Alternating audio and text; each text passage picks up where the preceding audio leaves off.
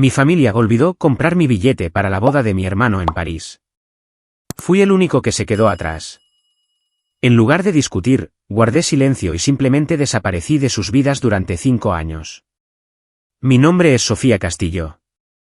Tenía 28 años, estaba estancada en Austin, procesando datos de fintech para una empresa que apenas sabía que existía. El martes por la tarde, el teléfono vibró. La voz de mi madre interrumpió. Con voz monótona, Sofía, cariño. Olvidamos reservar tu vuelo y hotel para la boda de Mateo en París. Está todo agotado. Temporada alta. Miré la foto familiar en mi escritorio. Mateo de traje. Daniela posando, mis padres radiantes. Yo estaba casi fuera del encuadre. Entendido, dije. Clic, sin explosiones, sin lágrimas, solo eso. Esa noche, borré todo de mi calendario, vendí el sofá por dinero en efectivo, guardé el coche. Reservé un vuelo de ida al amanecer, al continente equivocado. Apagué el teléfono y desaparecí durante 5 años. A la mañana siguiente, entré en la oficina de mi jefa con una solicitud impresa en la mano. Gloria, la jefa de operaciones que me había guiado desde mi primera pasantía, se reclinó en su silla y miró el papel. Sofía, más vale que esto no sea una renuncia. Coloqué el formulario de año sabático sobre su escritorio y le expliqué la necesidad de un año completo para realizar una formación avanzada en el extranjero. Leyó los detalles, golpeando su bolígrafo contra el borde, y luego asintió lentamente. Nunca te has tomado más de un fin de semana largo. Lo aprobaré, pero el puesto te esperará solo si regresas más fuerte. Su firma aterrizó con un rápido trazo, y salí del edificio por última vez esa semana, llevando solo mi credencial para entregarla en seguridad. En casa, publiqué el juego de comedor en línea y vi cómo desaparecía en horas a manos de un estudiante universitario que se mudaba del campus. La estantería le siguió, luego el microondas y las lámparas extra, cada venta añadiendo unos cientos a un creciente sobre de efectivo. Conduje el sedán a un estacionamiento del aeropuerto con tarifas mensuales y lo guardé bajo un plan prepago que pausaba la matrícula. Al atardecer, el apartamento estaba despojado de todo menos lo esencial, empacado en una maleta con ruedas y una mochila con mi portátil. Confirmé el vuelo nocturno a Berlín usando millas acumuladas de años de viajes de negocios en solitario, y luego cerré la puerta sin mirar atrás. Al aterrizar en Alemania, navegué por Tegel con una aplicación de mapas y tomé el autobús a un modesto estudio en Neukölln, alquilado sin verlo por 550 € al mes. El espacio contaba con una placa eléctrica, una cama estrecha y una ventana con vistas a un patio donde los vecinos fumaban en los balcones. Llené el mini refrigerador con avena, huevos y verduras con descuento del mercado turco de la esquina, planificando comidas que estiraban cada euro. La inscripción en la Universidad Técnica comenzaba el lunes siguiente en su programa de certificación en IA y Fintech, un riguroso curso de 6 meses que combinaba aprendizaje automático con regulaciones bancarias. Pagué la matrícula por adelantado con los ahorros acumulados durante los turnos extra que nadie más aceptaba en Austin. Los fondos restantes provenían del fideicomiso de la abuela, una modesta herencia que había estructurado para que se liberara a los 25 años con instrucciones de invertir en educación o empresa. Mis padres no sabían de su existencia, asumiendo que su patrimonio se dividió en partes iguales entre los 3 hijos, y no vi ninguna razón para corregir esa suposición. Las clases exigían trenes tempranos y largas sesiones en la biblioteca, donde diseccionaba redes neuronales diseñadas para detectar transacciones fraudulentas en tiempo real. Los profesores asignaban proyectos en grupo que forzaban la colaboración con ingenieros de toda Europa, agudizando mi capacidad para explicar modelos complejos en términos sencillos. Los fines de semana significaban depurar código como freelance para startups locales a través de los tablones de anuncios de la universidad, trabajos que pagaban mediante transferencias bancarias lo suficientemente pequeñas como para evitar problemas fiscales, pero lo suficientemente grandes como para cubrir el alquiler. Registraba cada gasto en una hoja de cálculo, eliminando por completo las cafeterías y preparando café en la cocina compartida. Los meses pasaron en un ritmo de revisiones de código y compras de supermercado, mi alemán progresando de saludos básicos a discusiones técnicas durante las horas de consulta. El ritmo de la ciudad coincidía con mi enfoque, inviernos fríos pasados en interiores refinando algoritmos que predecían el riesgo crediticio con una precisión creciente. A los 3 meses, conocí a Elena en un encuentro tecnológico en un almacén reconvertido cerca del Spree. Elena, una expatriada francesa con un doctorado en aprendizaje automático de la Sorbona, moderaba un panel sobre optimización de transacciones en tiempo real y notó mi pregunta sobre la latencia transfronteriza durante la sesión de preguntas y respuestas. Me abordó después con una cerveza barata y me preguntó si quería prototipar algo práctico en lugar de solo teoría. Intercambiamos contactos y programamos un café al día siguiente en un espacio de coworking en Mite donde ella ya tenía un escritorio residente. Expuso su visión de un motor de IA que calificaba el riesgo crediticio en milisegundos utilizando fuentes de datos alternativas como pagos de servicios públicos y gráficos sociales, mucho más allá de los modelos FICO tradicionales. Yo aporté mis notas sobre regulación bancaria de clase y esbozamos la arquitectura en una pizarra hasta la hora de cierre. En una semana, constituimos una GmbH ágil bajo la ley alemana con un capital mínimo de nuestros ahorros personales, llamándola Crediriesgo AI para mantener las cosas simples. Elena se encargó de las capas de la red neuronal mientras yo construía el envoltorio de cumplimiento para satisfacer los requisitos de BaFin, asegurando que cada predicción tuviera un rastro de auditoría. Empezamos desde su apartamento, alternando sprints de codificación con prácticas de presentación para inversores en inglés y alemán. Nuestro primer gran avance llegó cuando un banco mediano de Berlín nos invitó a hacer una demostración después de que Elena hiciera contactos en una conferencia de fintech. Presenté el panel de control que mostraba una precisión del 92% en impagos históricos, y el oficial de riesgos se inclinó hacia adelante cuando procesamos datos en vivo a través del sistema sin un solo falso positivo. Firmaron un contrato piloto por 200,000 euros durante 6 meses, pagadero en hitos vinculados al éxito de la integración. El dinero financió créditos en la nube y un desarrollador a tiempo parcial de Polonia que optimizó nuestra velocidad de inferencia. Elena negoció una división de capital del 50 al 50 desde el primer día, confiando en mi experiencia en operaciones para escalar la incorporación de clientes. Lo celebramos con currywurst para llevar en lugar de champán, y luego nos sumergimos de nuevo en las solicitudes de funcionalidades del equipo de fraude del banco. Yo manejaba las llamadas de los clientes a horas intempestivas para acomodar las zonas horarias de Estados Unidos. Para una posible expansión, refinando las explicaciones hasta que incluso los ejecutivos no técnicos entendían cómo nuestro modelo reducía las provisiones en un 15%. Elena empujó los límites de la tecnología, incorporando redes neuronales de grafos que mapeaban las conexiones de los prestatarios y señalaban patrones de colusión ocultos que los reguladores pasaban por alto. La noticia se extendió por el ecosistema de startups de Berlín, consiguiéndonos un lugar en una aceleradora local que proporcionaba asesoramiento legal gratuito y presentaciones a cazatalentos de capital riesgo. Rechazamos las primeras ofertas para retener el control, centrándonos en cambio en el ajuste producto-mercado, validado por la opción de renovación del banco al triple de la tarifa inicial. Mis días se asentaron en una cadencia de reuniones diarias con Elena, fusiones de código en GitHub y carreras nocturnas a lo largo del río para despejar la niebla mental. La experiencia creció orgánicamente. Escribí informes técnicos sobre IA ética en los préstamos que circularon entre los asesores de los bancos centrales europeos, posicionando a Crediriesgo AI como un líder de opinión sin marketing pagado. La familia seguía siendo un capítulo cerrado. Sin correo reenviado, sin revisar redes sociales, sin coincidencias accidentales en redes profesionales.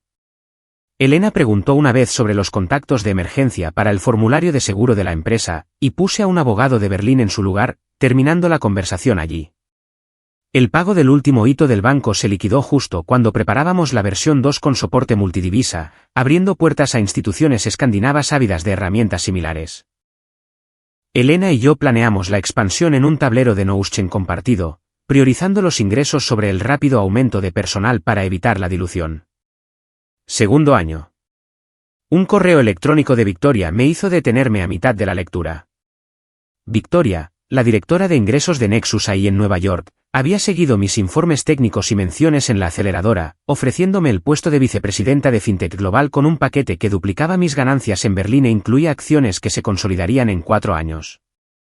Programó una videollamada esa misma semana, sondeando mi experiencia en la escala de modelos de riesgo sin mencionar ni una vez mi año sabático.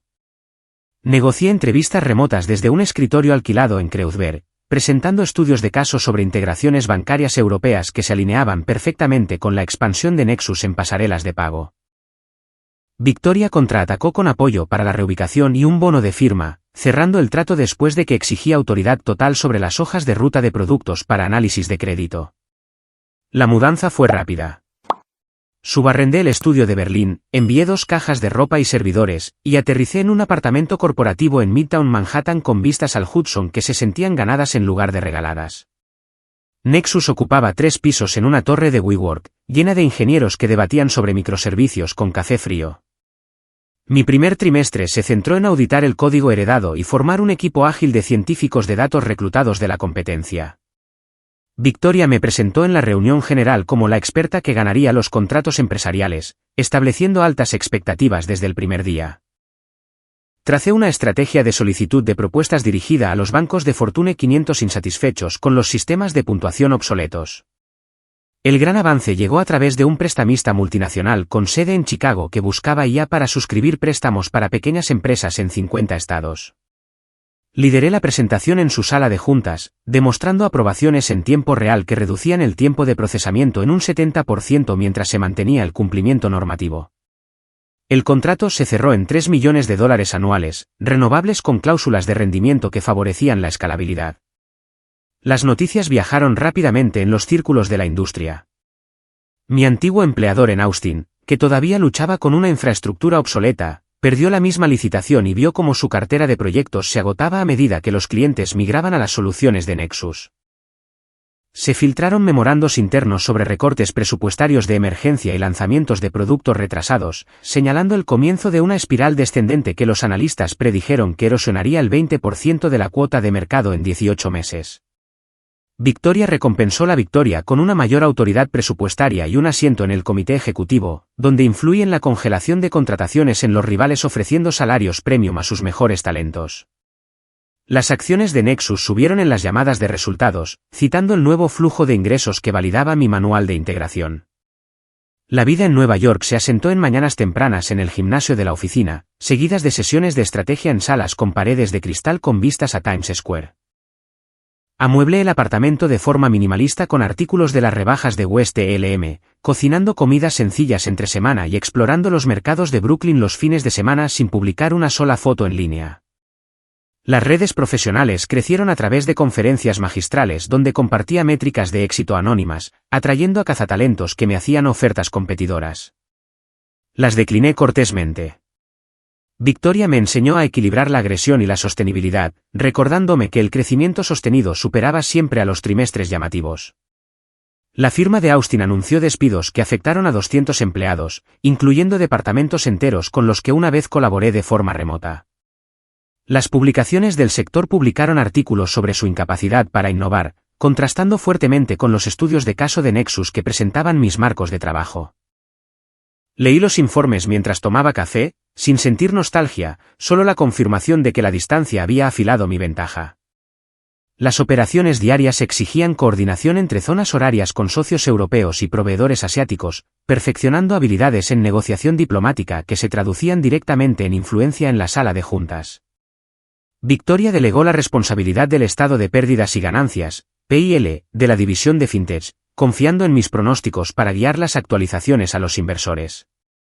La independencia se extendió más allá del trabajo. Abrí cuentas de inversión privadas, diversificando en fondos indexados y ETFs de FinTech que reflejaban las tendencias de la industria que ahora yo misma moldeaba. Sin finanzas compartidas, sin decisiones conjuntas, sin explicaciones requeridas a nadie fuera de la alta dirección. De vuelta en Nueva York, un mensaje de LinkedIn de Javier me hizo sonreír con aire de suficiencia. Javier, mi exnovio de los días de Austin que había desaparecido después de que me fui de año sabático, afirmaba que dirigía una nueva plataforma de riesgo de IA en un competidor en apuros y quería ponerse al día sobre los viejos tiempos con un café virtual. Lo ignoré al principio, pero sus seguimientos adjuntaban presentaciones de diapositivas inquietantemente similares a prototipos que Elena y yo habíamos archivado meses antes. La coincidencia se intensificó cuando anunció su participación en un panel en el FinTech World en Las Vegas, promocionando características que reflejaban nuestra detección de fraude basada en grafos aún no publicada. Me registré con las credenciales de Nexus, preparando una contrapresentación con Chemits con marca de tiempo de nuestro repositorio privado para establecer la procedencia. Victoria aprobó el viaje como inteligencia competitiva, cubriendo los gastos sin hacer preguntas. En el escenario, Javier proyectaba confianza en un traje a medida, demostrando lo que él llamaba algoritmos de agrupamiento innovadores ante una audiencia de 200 ejecutivos. Esperé a la sesión de preguntas y respuestas, levantando la mano con calma cuando el moderador abrió el turno de palabra. Mi pregunta destacó estructuras de código específicas extraídas directamente de nuestros experimentos en Berlín, respaldadas por capturas de pantalla de historiales de Chemnitz fechados antes de su supuesto lanzamiento. La sala se llenó de una tensión incómoda mientras mostraba comparaciones lado a lado en la pantalla compartida, señalando nombres de variables y bucles de optimización idénticos a los que yo había escrito durante las sesiones nocturnas con Elena. Javier tartamudeó excusas sobre inspiración de código abierto, pero el moderador solicitó una verificación, y una búsqueda rápida reveló que su repositorio era una copia privada de un archivo universitario filtrado vinculado a mis cursos. El murmullo posterior al panel se volvió en su contra. Los asistentes susurraban sobre robo de propiedad intelectual y los hilos en las redes sociales diseccionaban las pruebas que subía anónimamente a un foro neutral. Su empleador inició una investigación interna esa misma tarde, suspendiéndolo mientras se investigaban los registros de acceso a datos. En cuestión de semanas, el competidor quebró, citando tasas de consumo insostenibles exacerbadas por la pérdida de credibilidad tras la exposición pública. Los acreedores embargaron los activos y la Junta disolvió los equipos restantes, dejando a Javier sin indemnización ni referencias. Los portales de empleo mostraban su perfil actualizado frenéticamente, postulándose a puestos junior muy por debajo de su antiguo cargo. Regresé a Manhattan, centrada en los proyectos de Nexus, delegando los trámites legales de seguimiento al Consejo Corporativo, que emitió órdenes de cese y desistimiento para proteger nuestras patentes. Victoria elogió la defensa proactiva durante nuestra sincronización semanal, asignando recursos para acelerar los registros en múltiples jurisdicciones. La rutina diaria absorbió cualquier pensamiento persistente. Las mañanas comenzaban con análisis de mercado y reuniones de equipo para refinar los cronogramas de implementación de los próximos lanzamientos. Las tardes implicaban negociaciones con proveedores que aseguraban mejores tarifas en la nube, impactando directamente en los márgenes de los contratos empresariales. Las noches significaban revisar informes de analistas sobre tendencias del sector, ajustando estrategias para capturar oportunidades emergentes en finanzas integradas. Sin espacio para distracciones, sin energía desperdiciada en ¿qué hubiera pasado si de una relación pasada que terminó años antes? El incidente reforzó las políticas internas en Nexus, exigiendo revisiones de código más estrictas y acuerdos de contribución que ayudé a redactar. Victoria integró el caso en la formación de incorporación como un ejemplo real de vigilancia en paisajes competitivos. El impulso profesional se construyó de manera constante a través de acuerdos cerrados y menciones positivas en los resultados, manteniendo mi calendario lleno de reuniones con partes interesadas en ambas costas. La vida personal se mantuvo optimizada, sesiones de gimnasio y preparación de comidas encajando perfectamente entre los compromisos. El último intento de contacto de Javier llegó por correo electrónico, suplicando una recomendación, que eliminé sin leer. La seguridad de Nexus lo marcó como posible acoso, añadiéndolo a los remitentes bloqueados sin que se requiriera ninguna otra acción por mi parte. Las operaciones exigían atención total mientras incorporábamos a 2 clientes insignia adicionales, cada uno requiriendo integraciones personalizadas que ponían a prueba la capacidad del equipo pero que generaban flujos de ingresos recurrentes. Lideré las revisiones de arquitectura, asegurando la escalabilidad, basándome en las lecciones de cada fase de crecimiento desde Berlín. Al encender el teléfono después de 5 años, cientos de mensajes familiares inundaron la pantalla. Mamá había enviado un archivo de vídeo con fecha de 3 meses antes, su rostro hinchado de llorar mientras suplicaba a la cámara por su hija mediana, pidiendo cualquier señal de vida. Repetía que el descuido de la boda fue un error horrible, prometiendo arreglarlo si tan solo respondía. Papá siguió con una larga cadena de correos electrónicos, comenzando de manera educada y luego volviéndose desesperado, describiendo sustos de salud y tensiones financieras que, según él, provenían de la culpa por alejarme. Adjuntó cartas escaneadas de parientes lejanos, haciendo eco de disculpas e invitaciones a reuniones festivas ya pasadas. Mi hermano Mateo intervino a través de notas de voz dejadas en un número antiguo y reenviadas a mi correo electrónico. Su tono cambiaba de actualizaciones casuales sobre su matrimonio a súplicas directas de reconciliación, mencionando sesiones de terapia donde el terapeuta sugirió que contactarme podría sanar viejas heridas.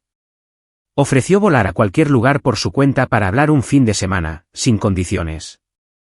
Mi hermana Daniela adoptó un enfoque más agudo en mensajes directos a través de plataformas que rara vez revisaba, acusándome de egoísmo por abandonar a la familia en tiempos difíciles y calificando mi silencio como un castigo dramático y desproporcionado por un boleto olvidado.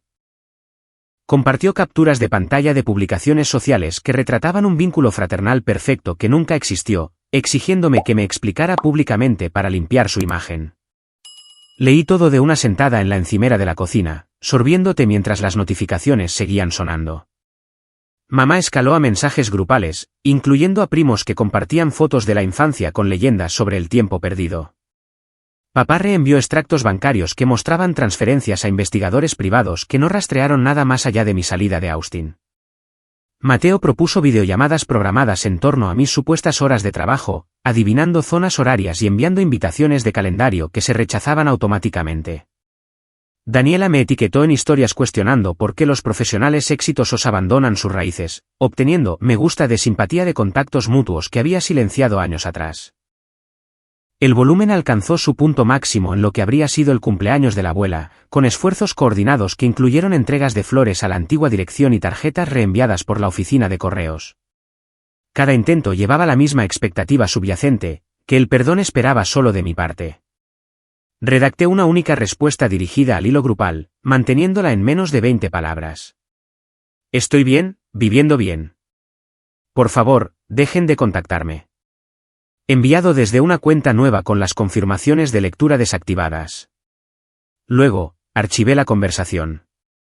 Los números de teléfono fueron a listas de bloqueo, los correos electrónicos a filtros de spam, las cuentas sociales a privadas con solicitudes de seguimiento ignoradas. Los servicios de entrega recibieron instrucciones de rechazar paquetes, y el conserje del edificio confirmó que no habría más acceso para visitantes no anunciados. Los intentos disminuyeron a lo largo de las semanas a medida que los límites se mantuvieron firmes. Mamá intentó un último mensaje de voz a través de una aplicación de teléfono desechable, con la voz quebrada hablando de nietos que quizás nunca conocería, pero el sistema lo marcó automáticamente. El último mensaje de papá reconoció la línea trazada, deseándome paz sin presionar más. Mateo y Daniela pasaron a publicaciones pasivas, insinuando el distanciamiento sin dar nombres, reuniendo un apoyo virtual que no cambió nada de mi lado. Ajusté la configuración de privacidad en todos los foros y aplicaciones, asegurándome de que ninguna migaja digital condujera de vuelta a mí. La vida continuó sin interrupciones en el ritmo de reuniones simétricas de la ciudad. Sin invitaciones aceptadas, sin explicaciones ofrecidas, sin energía desviada a debates. Ya asentado internamente, Victoria me ofreció el puesto de VP de Operaciones Globales durante una revisión a puerta cerrada de las proyecciones trimestrales, describiendo mayores concesiones de acciones y un camino hacia el puesto de CO en 2 años si Nexus alcanzaba objetivos agresivos. Presentó la promoción como un reconocimiento por dirigir la división de fintech a través de ingresos récord, con un paquete de compensación que incluía bonificaciones por rendimiento vinculadas a las ganancias de cuota de mercado. Escuché en la oficina de la esquina con vistas a Central Park, tomando nota de los incentivos estructurados y las líneas de reporte que me anclarían más profundamente en la jerarquía corporativa. Cuando terminó, decliné cortésmente, explicando mi preferencia por construir de forma independiente en lugar de ascender internamente. Victoria expresó sorpresa, pero respetó la decisión, ofreciendo apoyo en la transición y una brillante referencia para futuros proyectos. En un mes, constituí Castillo Fintech ahí en Delaware con capital inicial de ahorros personales y un pequeño círculo de inversores ángeles que conocí en circuitos de conferencias. La empresa se centró en la inteligencia crediticia integrada para plataformas de comercio electrónico, licenciando modelos propietarios a comerciantes que buscaban una suscripción fluida en el momento del pago. Alquilé un modesto espacio en Soho, contratando un equipo central de 6 ingenieros y 2 líderes de ventas comprometidos con los hitos de ingresos por encima de las métricas de vanidad. El crecimiento se aceleró a través de asociaciones con procesadores de pago que integraban nuestra API para aprobaciones de préstamos instantáneas en carritos de alto valor. Los clientes informaron de aumentos en la conversión de un promedio del 28%, impulsando referencias de boca en boca que llenaron la cartera de proyectos sin adquisición pagada. Aseguramos una financiación de serie con una valoración pre-money de 40 millones, liderada por una firma de capital riesgo especializada en infraestructura de fintech.